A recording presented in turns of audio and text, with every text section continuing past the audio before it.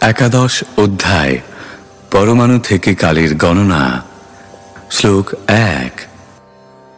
मैत्रेय उवाच चरमः सद्विशेषाणामनेको संयुतः सदा परमाणुः स विज्ञेयो नृणामैक्यभ्रमो यतः। অনুবাদ: জড় জগতের যে ক্ষুদ্রতম অংশ অবিভাজ্য এবং দেহরূপে যার গঠন হয় না তাকে বলা হয় পরমাণু। তা সর্বদা তার অদৃশ্য অস্তিত্ব নিয়ে বিদ্যমান থাকে। এমনকি প্রলয়ের পরেও জড়দেহ এই প্রকার পরমাণুর সমন্বয়, কিন্তু সাধারণ মানুষের সেই সম্বন্ধে ভ্রান্ত ধারণা রয়েছে। তাৎপর্য: শ্রীমদ্ ভাগবতে যে পরমাণুর বর্ণনা করা হয়েছে এবং আধুনিক বিজ্ঞানের পরমাণু সম্বন্ধে যে রকম ধারণা তা প্রায় একই, এবং তা কণাদের পরমাণুবাদ দর্শনে অধিক বর্ণিত হয়েছে। আধুনিক বিজ্ঞানেও স্বীকার করা হয় যে পরমাণু হচ্ছে সবচাইতে ক্ষুদ্র বস্তু, যাকে আর ভাগ করা যায় না, এবং এই পরমাণুর দ্বারা বিশ্বের রচনা হয়েছে। শ্রীমদ্ ভাগবতে সমস্ত প্রকার জ্ঞানের বর্ণনা রয়েছে, এমনকি তাতে পরমাণুবাদও রয়েছে। পরমাণু হচ্ছে শাশ্বত কালের অতি ক্ষুদ্র সূক্ষ্মরূপ। শ্লোক 2। सत एव पदार्थस्य स्वरूपाव्यस्थितस्य यत् कैवल्यं परममहान् विशेषो निरन्तरः। অনুবাদ: পরমাণু হচ্ছে ব্যক্ত জগতের চরম অবস্থা। যখন তারা বিভিন্ন প্রকারের শরীর নির্মাণ না করে তাদের স্বরূপে স্থিত থাকে, তখন তাদের বলা হয় পরম মহৎ। ভৌতিক রূপে নিশ্চয়ই অনেক প্রকারের শরীর রয়েছে, কিন্তু পরমাণুর দ্বারা সমগ্র জগৎ সৃষ্টি হয়। শ্লোক 3। एवं कालोऽप्यनुमितः सौक्ष्म्ये स्थौल्ये च सत्तमा संस्थानभुक्त्या भगवान् अव्यक्तो व्यक्तभुग्विभुः। পরমাণু সমন্বিত শরীরের গতিবিধির মাপ অনুসারে কালের গণনা করা যায়। কাল সর্বশক্তিমান পরমেশ্বর ভগবান হরির শক্তি, যিনি জড় জগতের অগোচর হলেও সমস্ত পদার্থের গতিবিধি নিয়ন্ত্রণ করেন। শ্লোক 4। सकालः परमाणुर्वैर्यो भुङ्क्ते परमाणुताम् सतो विशेषभुग्यस्तु सकालः परमो महान्। অনুবাদ: পরমাণুর আয়তনকে অতিক্রম করে যেটুকু সময়, সেই অনুসারে পারমাণবিক কালের আয়তনকে মাপা হয়। যে কাল সমগ্র পরমাণুর সামগ্রিক অব্যক্ত সমষ্টিকে আবৃত করে তাকে বলা হয় পরম মহৎ কাল। তাৎপর্য: কাল এবং দেশ দুটি পরস্পর সম্পর্কিত শব্দ। কালকে মাপা হয় কোনো নির্দিষ্ট স্থানের পরমাণুদের আবৃত করার ক্রিয়ার মাধ্যমে। প্রামাণিক কাল মাপা হয় সূর্যের গতি অনুসারে। একটি পরমাণুকে অতিক্রম করতে সূর্যের যেটুকু সময় লাগে তা হচ্ছে পারমাণবিক কাল। সমগ্র অস্তিত্বের অদয় প্রকাশকে আবৃত করে যে কাল, তা হচ্ছে পরম মহৎ কাল। সব কয়টি গ্রহ আবর্তিত হচ্ছে এবং স্থানকে অতিক্রম করছে, এবং সেই স্থানের গণনা হয় পরমাণুর মাধ্যমে। প্রতিটি গ্রহের আবর্তনের জন্য নির্দিষ্ট কক্ষ রয়েছে, যার মধ্যে সেই গ্রহটি অবিচলিত ভ্রমণ করে, এবং তেমনি সূর্যেরও নিজস্ব কক্ষপথ রয়েছে। সৃষ্টি, স্থিতি এবং প্রলয়ের কালের সম্পূর্ণ পরিমাণ, যা সৃষ্টির অন্ত পর্যন্ত সমস্ত গ্রহমণ্ডলীর আবর্তনের আয়তন অনুসারে মাপা হয়, তাকে বলা হয় পরম মহৎ কাল। শ্লোক 5। अणुर्द्वौ परमाणु स्यास्त्रसरेणुस्त्रयः स्मृतः जालार्करश्म्यवगतः खमेवानुपतन्नगात्। অনুবাদ: স্থূল কালের গণনা নিম্নলিখিতভাবে করা হয়। 2টি পরমাণুতে একটি অণু এবং 3টি অণুতে একটি ত্রসরেণু। গবাক্ষের মধ্য দিয়ে গৃহে প্রবিষ্ট সূর্যরশ্মির মধ্যে এই ত্রসরেণু দেখা যায়। স্পষ্টভাবে দেখা যায় যে ত্রসরেণু ঊর্ধ্বগামী হয়ে আকাশের দিকে যাচ্ছে। তাৎপর্য: পরমাণুকে অদৃশ্য বস্তু কণা বলে বর্ণনা করা হয়েছে, কিন্তু যখন এই রকম 6টি পরমাণু একত্রীভূত হয় তখন তাদের বলা হয় ত্রসরেণু, এবং গবাক্ষের পর্দার মধ্য দিয়ে গৃহে প্রবিষ্ট সূর্যরশ্মিতে তা দেখা যায়। শ্লোক 6। त्रसरेणुत्रिकं भुङ्क्ते यः कालः स त्रुटिस्मृतः शतभागस्तु वेदः स्यात् तैस्त्रिभिस्तु लवः स्मृतः। অনুবাদ: তিনটি ত্রসরেণু সংযুক্ত হতে যেটুকু সময় লাগে তাকে বলা হয় ত্রুটি। 100 ত্রুটি পরিমিত কালকে বলা হয় বেদ। তিনি বেদের মিলনে এক লব হয়। তাৎপর্য: 1 সেকেন্ডকে যদি 1687.5 ভাগে বিভক্ত করা হয় তাহলে তার এক ভাগ হচ্ছে ত্রুটি, যা হচ্ছে 18টি পরমাণুর সংযোগের কাল। বিভিন্ন প্রকার শরীরের পরমাণুর এই প্রকার সংযোজন ভৌতিক কালের মাত্রা সৃষ্টি করে। বিভিন্ন প্রকার কালের স্থায়িত্ব গণনার কেন্দ্রবিন্দু হচ্ছে সূর্য। শ্লোক 7। निमेषस्त्रिलवो ज्ञेय आम्नातस्ते त्रयः क्षणः क्षणान् पञ्चविदुः काष्ठां लघुता दश पञ्च च। অনুবাদ: 3 লব পরিমিত কালে এক নিমেষ হয়, 3 নিমেষে এক ক্ষণ হয় এবং পঞ্চক্ষণে এক কাষ্ঠা এবং পঞ্চদশ কাষ্ঠায় এক লঘু হয়। তাৎপর্য: গণনা করে দেখা গেছে যে এক লঘু 2 মিনিটে সমান হয়। বৈদিক জ্ঞান অনুসারে পারমাণবিক কালের গণনা এইভাবে বর্তমান কালের ধারণায় রূপান্তরিত করা যেতে পারে। শ্লোক 8। लघूनि वै समाम्नाता दश पञ्च च नाडिका ते द्वे मुहूर्तः प्रहरः षड्यामः सप्तवा नृणाम्। অনুবাদ: পনের লঘুতে এক নারিকা হয়, যাকে এক দণ্ড বলা হয়। 2 দণ্ডে এক মুহূর্ত হয় এবং 6 অথবা 7 দণ্ডে মানুষের গণনা অনুসারে দিন অথবা রাত্রির 1/4 বা 1 প্রহর হয়। শ্লোক 9। द्वादशार्धपलोन्मानं चतुर्भिंश्चतुरङ्गुलैः स्वर्णमाशैः कृतच्छिद्रं यावत्प्रस्थजलप्लुतम्। অনুবাদ: 4 মাসা পরিমিত স্বর্ণের দ্বারা নির্মিত 4 অঙ্গুলি পরিমাণ শলাকার দ্বারা 6 পল পরিমিত তাম্রপাতে একটি ছিদ্র করে সেই পাত্রটি যদি জলে রাখা হয় তাহলে সেই পাত্রটি জলে পূর্ণ হতে যতক্ষণ সময় লাগে সেই সময়কে বলা হয় নারী অথবা দণ্ড।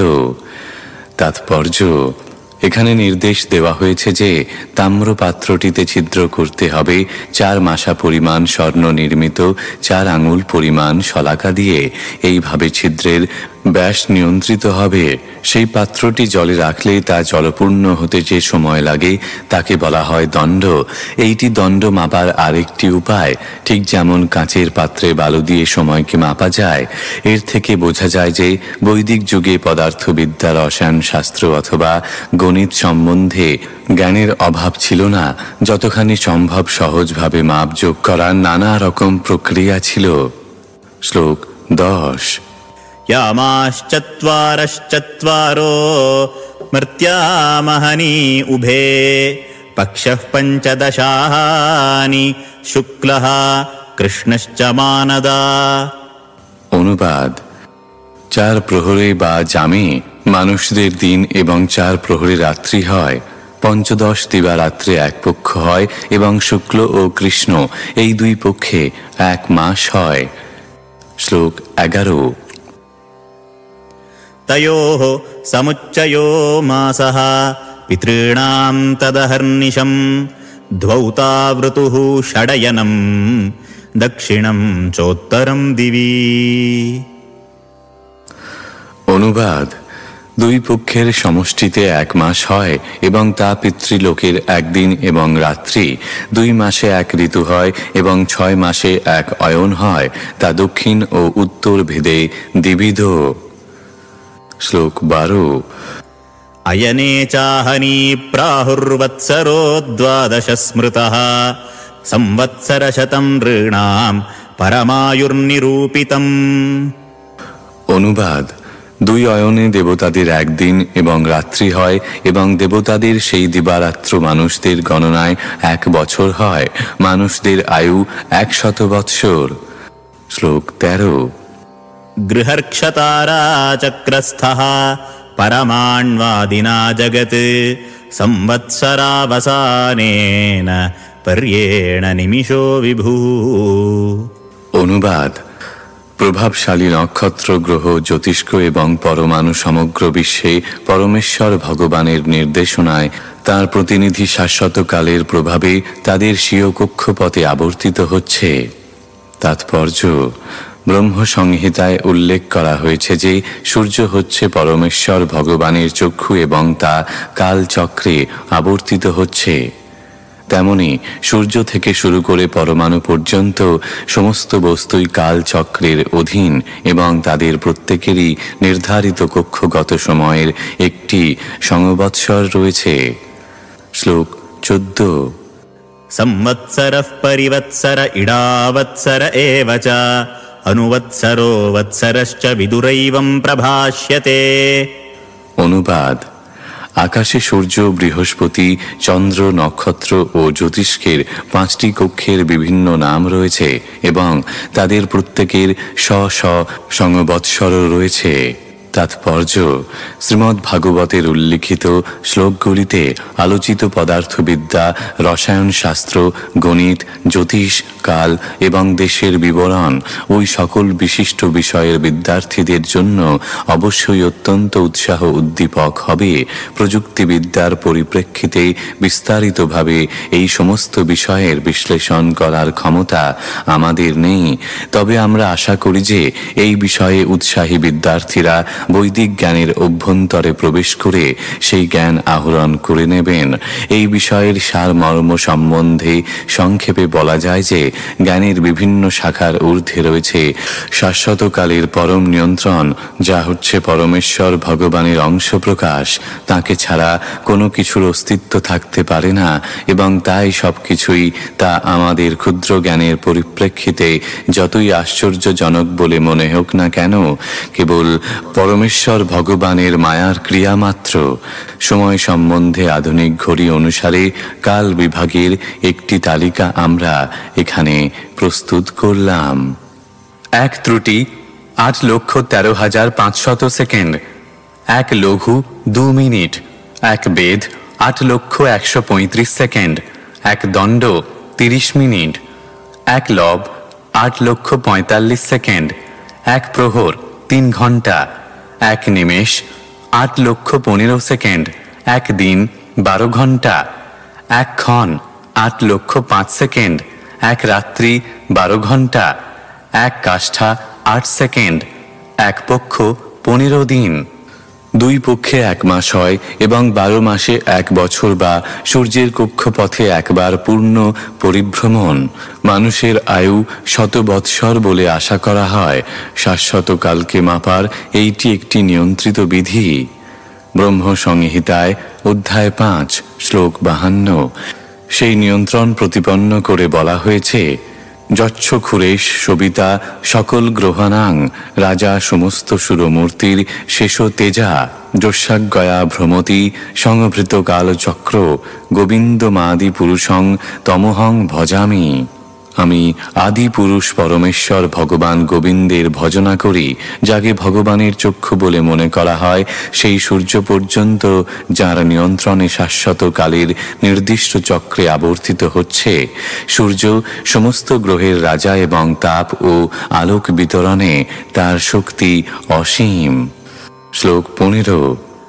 यः सृज्य शक्तिम् उरुधा उच्छ्रसयन् स्वशक्त्या पुंसो भ्रमाय दिवि धावति भूतभेदः कालाख्यया गुणमयम् क्रतुभिर्वितन्वं तस्मै बलिं हरत वत्सरपञ्चकाय।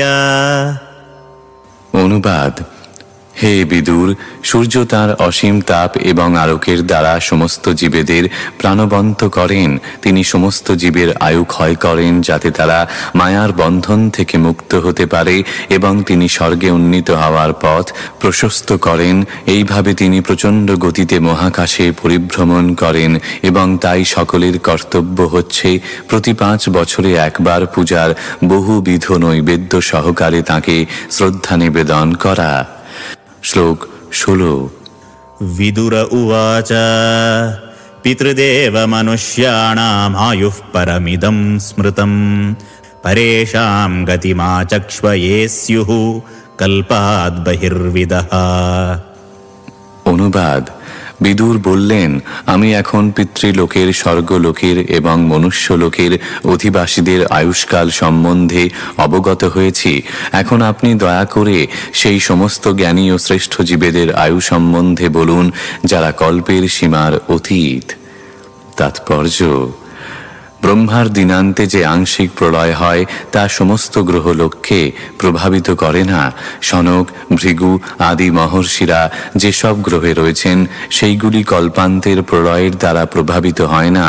সমস্ত গ্রহগুলি বিভিন্ন ধরনের এবং তাদের প্রতিটি বিভিন্ন কালচক্রের দ্বারা নিয়ন্ত্রিত হয়। পৃথিবীর যে কাল তা অন্যান্য উচ্চতর লোকে প্রযোজ্য নয়, তাই বিদুর এখানে অন্যান্য গ্রহের আয়ুষ্কাল সম্বন্ধে জিজ্ঞাসা করেছেন। শ্লোক 17। ভগবান বেদকালস্য গতিম ভগবতো ননু বিশ্বম বিচক্ষতে ধীরা যোগরাধ্যেন চক্ষুষা।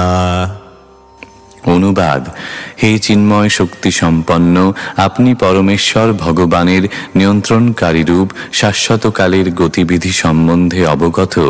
আপনি যেহেতু আত্মতত্ত্ববেত্তা, তাই আপনি আপনার দিব্য দৃষ্টির প্রভাবে সবকিছু দর্শন করতে পারেন। তাৎপর্য: যারা সর্বোচ্চ যোগসিদ্ধি প্রাপ্ত হয়েছেন তারা অতীত, বর্তমান এবং ভবিষ্যতের সবকিছু দর্শন করতে পারেন, তাই তাদের বলা হয় ত্রিকালজ্ঞ। তেমনি ভগবানের ভক্তেরা বৈদিক শাস্ত্রচক্ষুর দ্বারা সবকিছু স্পষ্টভাবে দর্শন করতে পারেন। পরমেশ্বর ভগবান শ্রীকৃষ্ণের ভক্তেরা অনায়াসে কৃষ্ণতত্ত্ব বিজ্ঞান হৃদয়ঙ্গম করতে পারেন এবং সেই সঙ্গে অনায়াসে জড় এবং চিন্ময় উভয় প্রকার সৃষ্টিতত্ত্ব অবগত হন। ভগবত ভক্তদের কোন রকম যোগসিদ্ধির জন্য প্রচেষ্টা করতে হয় না। সকলের হৃদয়ে বিরাজমান পরমেশ্বর ভগবানের কৃপায় তাঁরা সবকিছু জানতে পারেন। শ্লোক 18।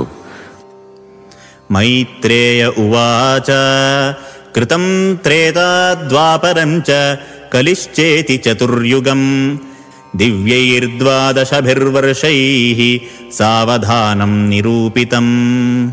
অনুবাদ: মৈত্রেয় বললেন, হে বিদুর, 4 যুগকে বলা হয় সত্য, ত্রেতা, দাপর এবং কলিযুগ। এই 4 যুগের সমন্বয়ে যে সময় তা দেবতাদের 12,000 বছর। তাৎপর্য: দেবতাদের 1 বৎসর মানুষের 360 বৎসরের সমান। যুগসন্ধ্যা সহ দেবতাদের 12,000 বছর নিয়ে হচ্ছে উল্লিখিত 4টি যুগের সামগ্রিক সময়সীমা। এইভাবে 4 যুগ সময়ের মোট পরিমাণ হচ্ছে 43,20,000 বৎসর।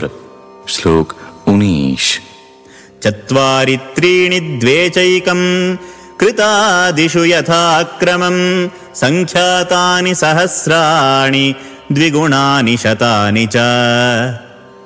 অনুবাদ: সত্যযুগের স্থিতিকাল দেবতাদের 4,800 বছরের সমান, ত্রেতা যুগের স্থিতিকাল দেবতাদের 3,600 বছরের সমান, দাপর যুগের স্থিতিকাল দেবতাদের 2,400 বছরের সমান এবং কলিযুগের স্থিতিকাল দেবতাদের 1,200 বছরের সমান।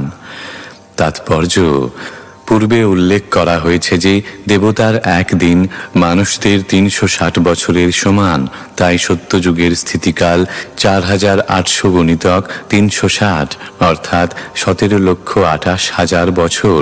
ত্রেতা যুগের স্থিতিকাল 3,600 গুণিতক 360 অর্থাৎ 12,96,000 বছর।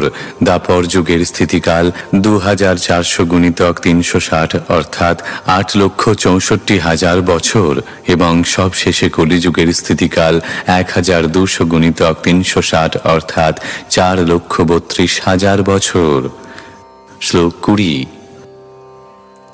সন্ধ্যা সন্ধ্যাংশয়োরন্তর্যঃ কালশতসংখ্যয়োঃ তমেবাহুর্যুগম তজ্ঞা যত্র ধর্মো বিধীয়তে। অনুবাদ: প্রতিটি যুগের প্রথম এবং শেষ সন্ধিক্ষণ, যা পূর্বের উল্লেখ অনুসারে কেবলমাত্র কয়েক শত বৎসর, তাকেই অভিজ্ঞ জ্যোতিষীরা যুগ সন্ধ্যা বলে থাকেন। এই সন্ধিক্ষণে সমস্ত প্রকার ধর্মের অনুষ্ঠান সম্পন্ন হয়। শ্লোক 21। ধর্মশ্চতুষ্পান মনুজান কৃতে সমনুবর্ততে স এবান্যেষ্বধর্মেণ ব্যতিপাদেন বর্ধতা। অনুবাদ: হে বিদুর, সত্যযুগে মানুষ যথাযথ রীতি অনুসারে পূর্ণরূপে ধর্মের আচরণ করত, কিন্তু অন্য যুগে অধর্মের বৃদ্ধির ফলে এক এক পাদ করে ধর্মের হ্রাস পেতে থাকে। তাৎপর্য: সত্যযুগে সম্পূর্ণরূপে ধর্মের আচরণ হতো, প্রত্যেক পরবর্তী যুগে ক্রমশ ধর্মের এক এক পাদ করে হ্রাস পেতে থাকে। অর্থাৎ এখন এই কলিযুগে একপাদ ধর্ম এবং ত্রিপাদ ধর্ম বিরাজ করছে। তাই এই যুগের মানুষেরা মোটেই সুখী নয়। শ্লোক 22। ত্রিলোক্যা যুগসাহস্রম বহিরাব্রহ্মণো দিনম তাবত্যেব নিশাতাত যন্নিমীলতি বিশ্বসৃক। ত্রিলোকের বাইরে ব্রহ্মার লোকে 1000 চতুর্যুগে একদিন হয়, তেমনি ব্রহ্মার রাত্রি কালো ততখানি, এবং বিশ্বের সৃষ্টিকর্তা ব্রহ্মা সেই সময় নিদ্রা যান। তাৎপর্য: ব্রহ্মা যখন তাঁর নিশাকালে নিদ্রা যান, তখন ব্রহ্মলোকের অধঃবর্তী ত্রিলোক প্রলয় বাড়িতে নিমজ্জিত হয়। ব্রহ্মা তাঁর নিদ্রিত অবস্থায় গর্ভোদকশায়ী বিষ্ণুর স্বপ্ন দেখেন এবং প্রলয়ে বিনষ্ট লোকসমূহের পুনর্বিন্যাসের জন্য বিষ্ণুর নির্দেশ গ্রহণ করেন। শ্লোক 23। নিশাবসান আরব্ধো লোককল্পোনুবর্ততে यावद्दिनं भगवतो मनून्भुजंश्चतुर्दश।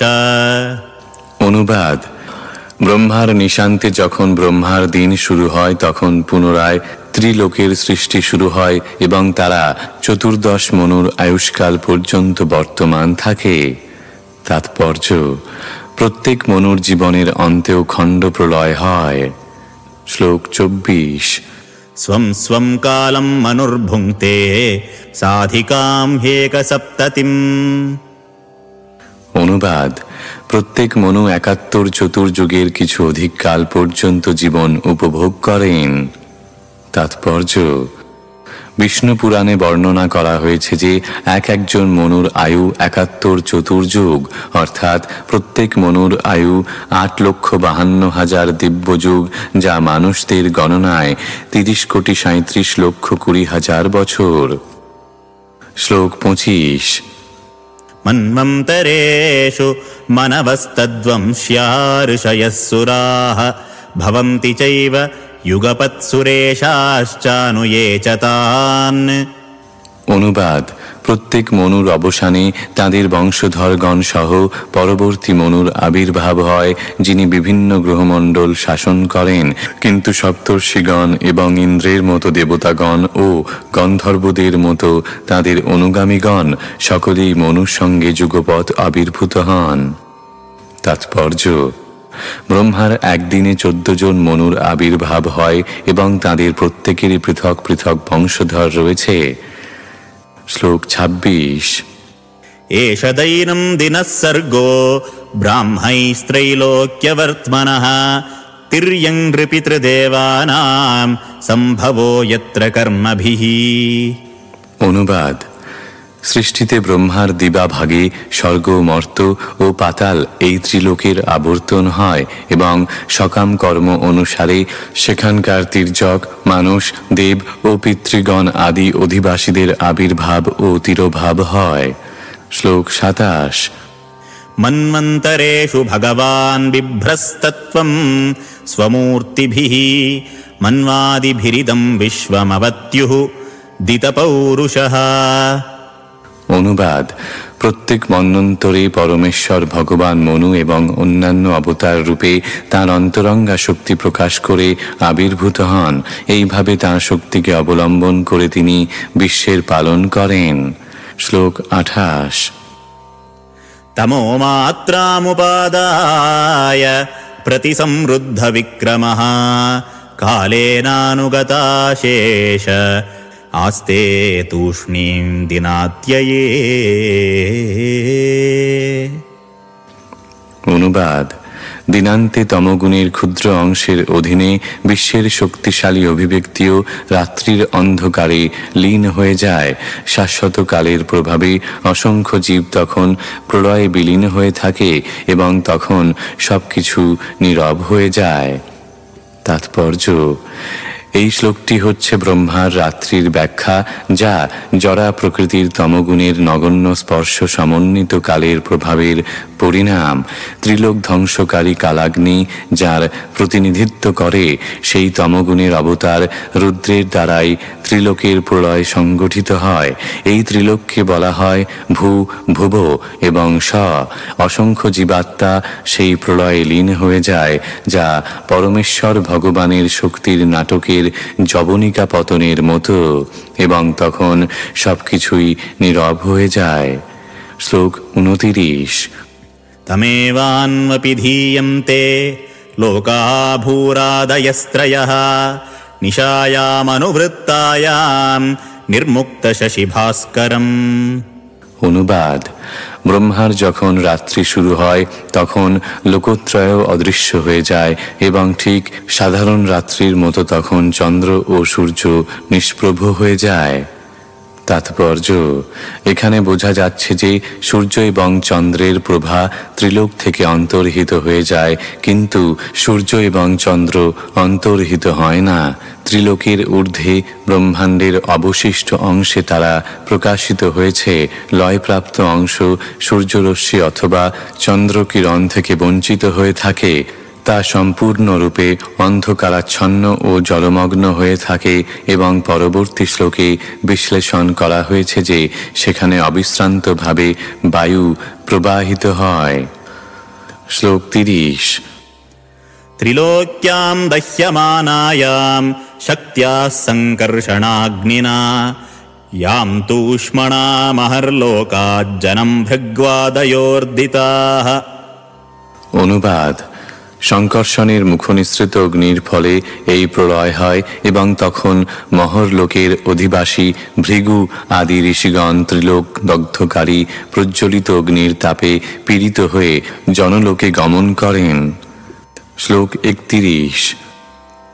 তাবৎ ত্রিভুবনম সদ্যঃ কল্পান্তৈধিতসিন্ধবঃ প্লাবয়ন্ত্युत्कटाटोपचण्डवातेरितोर्मयः। অনুবাদ: প্রলয়ের শুরুতে সমস্ত সমুদ্র বর্ধিত হয় এবং প্রচণ্ড বায়ুবেগে তরঙ্গসমূহ উদ্বেলিত হয়ে ত্রিভুবনকে পরিপ্লাবিত করে। তাৎপর্য: বলা হয় যে সংকর্ষণের মুখনিসৃত লেলিহান অগ্নি দেবতাদের শতবৎসর অথবা মানুষদের 36,000 বৎসর ধরে জ্বলতে থাকে।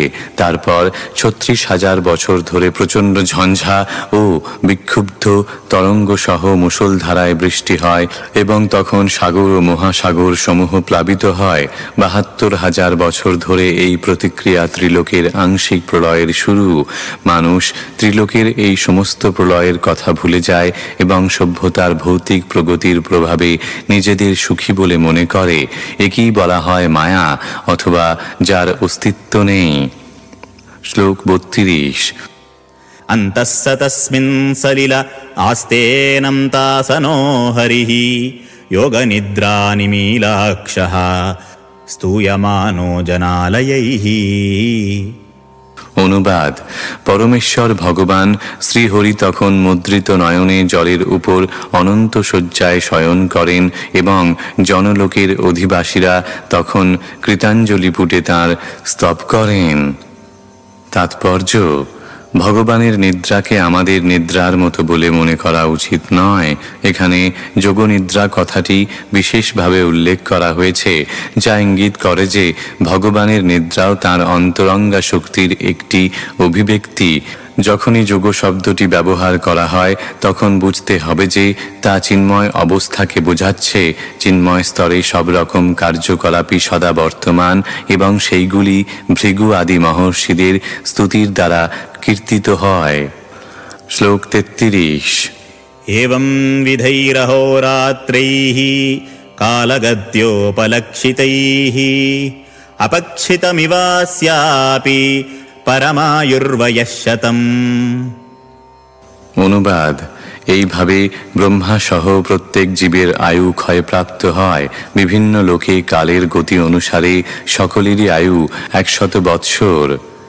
তাৎপর্য: বিভিন্ন গ্রহে বিভিন্ন জীবের কালের সীমা অনুসারে প্রত্যেক জীবের আয়ুষ্কাল 100 বছর। এই 100 বছর সকলের ক্ষেত্রেই সমান নয়। সবচাইতে দীর্ঘ 100 বৎসর আয়ু হচ্ছে ব্রহ্মার, কিন্তু যদিও ব্রহ্মার আয়ু অত্যন্ত দীর্ঘ, কালক্রমে তা ক্ষয় হয়ে যায়। ব্রহ্মাও মৃত্যু ভয়ে ভীত হন এবং তাই তিনি মায়ার কবল থেকে মুক্ত হওয়ার জন্য প্রার্থনা নিবেদনের মাধ্যমে পরমেশ্বর ভগবানের প্রতি ভক্তিমূলক সেবা সম্পাদন করেন। পশুদের অবশ্য কোনো রকম দায়িত্ব জ্ঞান নেই, কিন্তু মানুষদের মধ্যেও যাদের দায়িত্ব জ্ঞান বিকশিত হয়েছে তারাও ভগবানের প্রেমময়ী সেবায় যুক্ত না হয়ে তাদের মূল্যবান সময়ের অপচয় করে। তারা তাদের আসন্ন মৃত্যু ভয়ে ভীত না হয়ে সুখে জীবন যাপন করে। এইটি হচ্ছে মানব সমাজের উন্মত্ততা। উন্মাদের জীবনে কোনো রকম দায়িত্ববোধ নেই। তেমনি যে কোনো মানুষ তার মৃত্যুর পূর্বে দায়িত্ব জ্ঞানের বিকাশ না করে তার অবস্থা ঠিক একজন পাগলের মতো, যে ভবিষ্যৎ সম্বন্ধে কোনো রকম বিবেচনা না করে জড়জাগতিক জীবন মহাসুখে ভোগ করতে চায়। এই বিশ্বে সবচাইতে দীর্ঘ আয়ু বিশিষ্ট ব্রহ্মার মতো দীর্ঘ আয়ু লাভ করলেও পরবর্তী জীবনের জন্য নিজেকে প্রস্তুত করার ব্যাপারে দায়িত্বশীল হওয়া প্রতিটি মানুষের কর্তব্য। শ্লোক 34। यदर्धमायुषस्तस्य परार्धमभिधीयते पूर्वः परार्धेऽपक्रान्तो ह्यपरोऽद्य प्रवर्तते। অনুবাদ: ব্রহ্মার শতবর্ষ আয়ু দুভাগে বিভক্ত। তার আয়ুর প্রথম অর্ধভাগ ইতিমধ্যেই গত হয়েছে এবং দ্বিতীয়ার্ধ এখন চলছে। তাৎপর্য: ব্রহ্মার শতবর্ষব্যাপী আয়ুর বিষয়ে এই গ্রন্থের বিভিন্ন অংশে পূর্বেই আলোচিত হয়েছে এবং তা ভগবদ্গীতাতেও অধ্যায় 8 শ্লোক 17 বর্ণনা করা হয়েছে। ব্রহ্মার আয়ুর 50 বছর ইতিমধ্যেই গত হয়েছে এবং বাকি 50 বছর পূর্ণ হলে ব্রহ্মার মৃত্যুও অনিবার্য। শ্লোক 35। पूर्वस्यादौ परार्धस्य ब्राह्मो नाम महानभूत् कल्पो यत्राभवद्ब्रह्मा शब्दब्रह्मेति यं विदुः। অনুবাদ: ব্রহ্মার জীবনের পূর্ব পরার্ধের প্রারম্ভে ব্রাহ্মকল্প নামক কল্পে ব্রহ্মার আবির্ভাব হয়েছিল। বেদের আবির্ভাব এবং ব্রহ্মার জন্ম একসঙ্গে হয়েছিল। তাৎপর্য: পদ্মপুরাণের প্রভাস খণ্ডে বর্ণনা করা হয়েছে যে ব্রহ্মার 30 দিনে বরাহ কল্প, পিতৃকল্প আদি বহু কল্প রয়েছে। পূর্ণিমা থেকে অমাবস্যা পর্যন্ত 30 দিনে ব্রহ্মার 1 মাস হয়। এই রকম 12 মাসে 1 বছর এবং 50 বছরে 1 পরার্ধ বা ব্রহ্মার আয়ুর অর্ধাংশ পূর্ণ হয়। শ্বেত বরাহ রূপে ভগবানের অবতারের আবির্ভাবের সময় ব্রহ্মার প্রথম জন্মদিন। হিন্দু জ্যোতিষ শাস্ত্রের গণনা অনুসারে ব্রহ্মার জন্মদিন মার্চ মাসে। তাই তত্ত্বটি শ্রীল বিশ্বনাথ চক্রবর্তী ঠাকুরের ব্যাখ্যা থেকে উদ্ধৃত করা হয়েছে। শ্লোক 36। तस्यैव चान्ते कल्पोऽभूत् यं पाद्ममभिचक्षते युद्धरेर्नाभिसरस आसील्लोकसरोरुहम्। অনুবাদ: প্রথম ব্রাহ্মকল্পের পরের কল্পকে বলা হয় পাদ্যকল্প, কেননা সেই কল্পে ভগবান শ্রীহরির নাভি সরোবর থেকে ব্রহ্মাণ্ড রূপ কমল বিকশিত হয়েছিল। তাৎপর্য: ব্রহ্মকল্পের পরবর্তী কল্পকে বলা হয় পাদ্যকল্প, কেননা সেই কল্পে ব্রহ্মাণ্ড রূপ কমল প্রকট হয়েছিল। কোনো কোনো পুরাণে পাদ্যকল্পকে পিতৃকল্প বলা হয়। শ্লোক 37।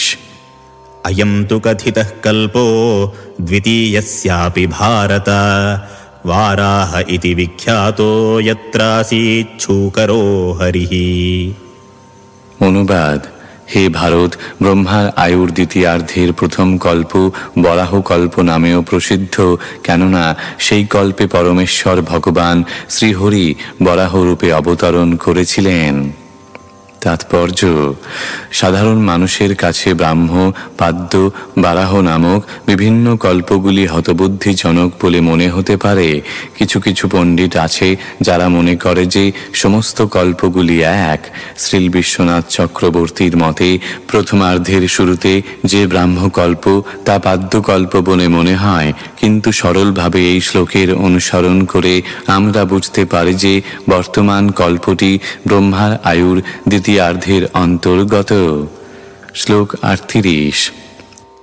কালোऽयं দ্বিপরার্ধাখ্যো নিমেষ উপচর্যতে অব্যাকৃতস্যানন্তস্য হ্যনাদের্জগদাত্মনঃ। অনুবাদ: ব্রহ্মার জীবনের দুটি পরার্ধকাল যা পূর্বে উল্লেখ করা হয়েছে তা বিকার রহিত, অনন্ত এবং সর্বজগতের পরম কারণ পরমেশ্বর ভগবানের এক নিমেষ মাত্র। তাৎপর্য: মহর্ষি মৈত্রেয় পরমাণু থেকে শুরু করে ব্রহ্মার আয়ুষ্কাল পর্যন্ত বিভিন্ন পরিমাণগত কালের বিশদ বিবরণ প্রদান করেছেন। এখন তিনি অন্তহীন পরমেশ্বর ভগবানের কাল সম্বন্ধে কিছু আভাস দেবার প্রচেষ্টা করেছেন। তিনি ব্রহ্মার পরমায়ুর পরিপ্রেক্ষিতে অপরিসীম কালের কেবল একটু সংকেত প্রদান করছেন। ব্রহ্মার পরমায়ুর স্থিতিকাল পরমেশ্বর ভগবানের কালের 1 সেকেন্ডেরও কম সময় বলে বর্ণনা করা হয়েছে। ব্রহ্ম সংহিতায় অধ্যায় 5 শ্লোক 48 এই কথা বর্ণনা করে বলা হয়েছে: यस्यैकनिश्वसितकालमथावलम्भ्य जीवन्ति लोमविलजा जगदण्डनाथाः विष्णुर्महान् स इह यस्य कलाविशेषो गोविन्दमादिपुरुषं तमहं भजामि। আমি সর্বকারণের পরম কারণ পরমেশ্বর ভগবান গোবিন্দের ভজনা করি, যার একটি অংশ হচ্ছেন মহাবিষ্ণু। অসংখ্য ব্রহ্মাণ্ডের সমস্ত ব্রহ্মারা তার একটি নিঃশ্বাসকে অবলম্বন করে জীবিত থাকেন।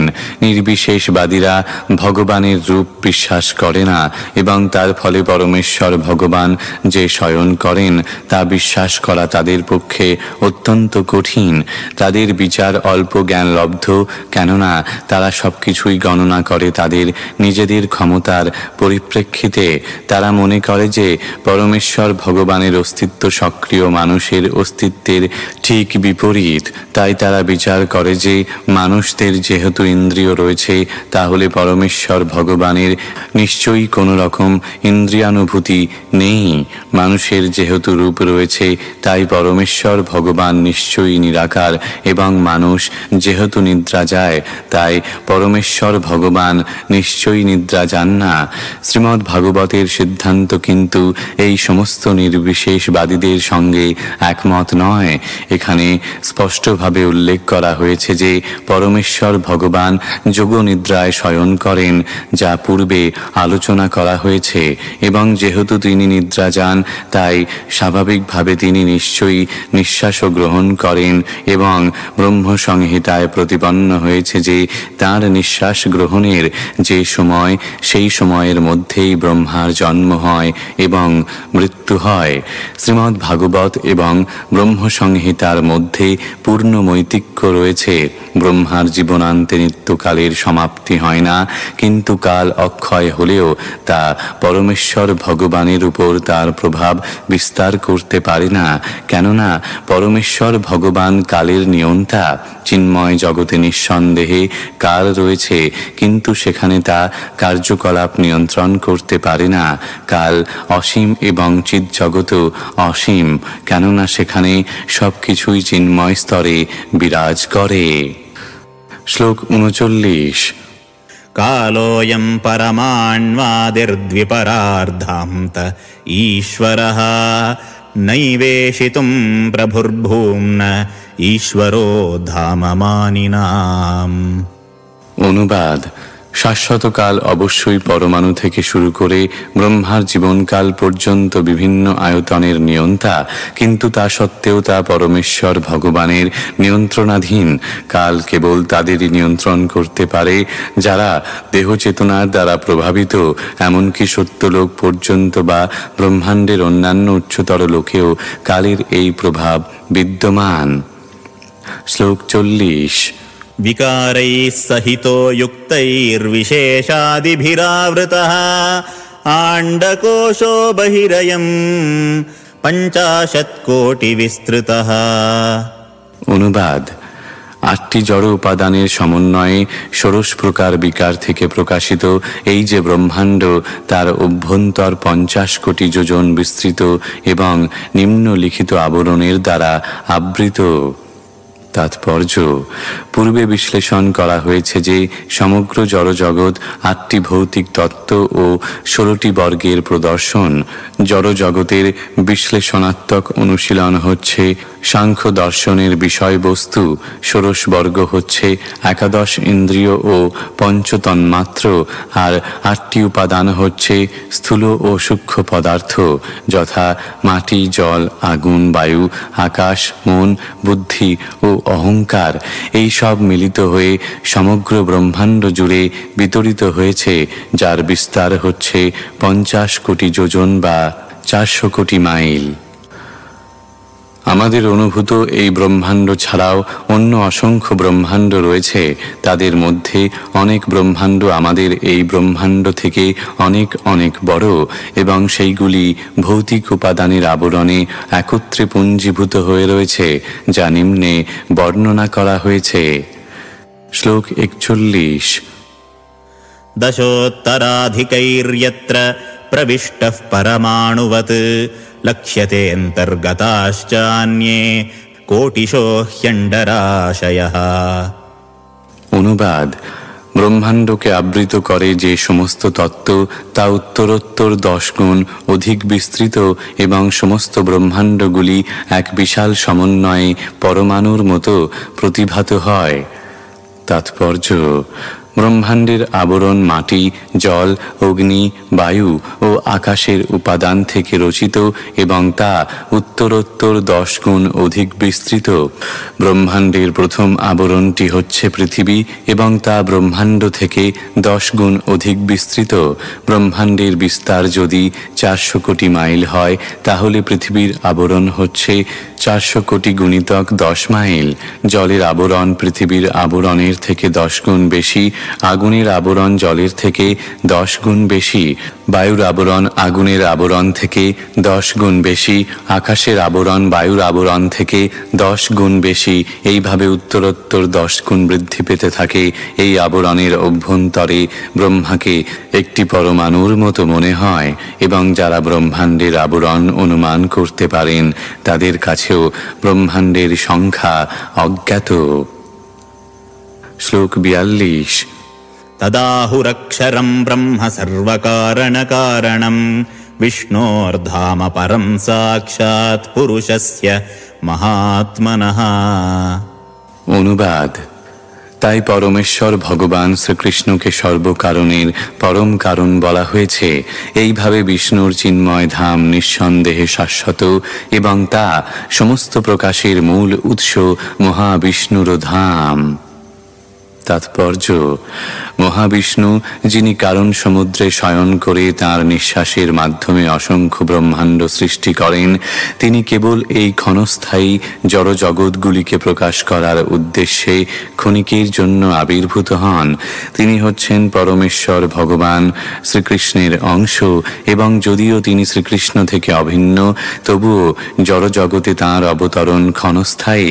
ভগবানের আদি অথবা মূল রূপই প্রকৃতপক্ষে তাঁর স্বরূপ, এবং তিনি বৈকুণ্ঠ লোকে বা বিষ্ণু লোকে নিত্য বিরাজ করেন। এখানে মহাত্মন শব্দটি মহাবিষ্ণুকে ইঙ্গিত করছে, এবং তার প্রকাশের কারণ হচ্ছে শ্রীকৃষ্ণ, যাকে পরম বলা হয়। সেই তত্ত্ব প্রতিপন্ন করে ব্রহ্মসংহিতায় বলা হয়েছে: ঈশ্বর পরম কৃষ্ণ সচ্চিদানন্দ বিগ্রহ, অনাদির আদির গোবিন্দ, সর্বকারণ কারণম। পরমেশ্বর ভগবান হচ্ছেন শ্রীকৃষ্ণ। তিনি আদি পুরুষ গোবিন্দ, তাঁর রূপ সচ্চিদানন্দ ঘন এবং তিনি সর্বকারণের পরম কারণ। ইতি শ্রীমদ্ভাগবতের তৃতীয় স্কন্ধের পরমাণু থেকে কালের গণনা নামক 11 অধ্যায়ের ভক্তি বেদান্ত তাৎপর্য।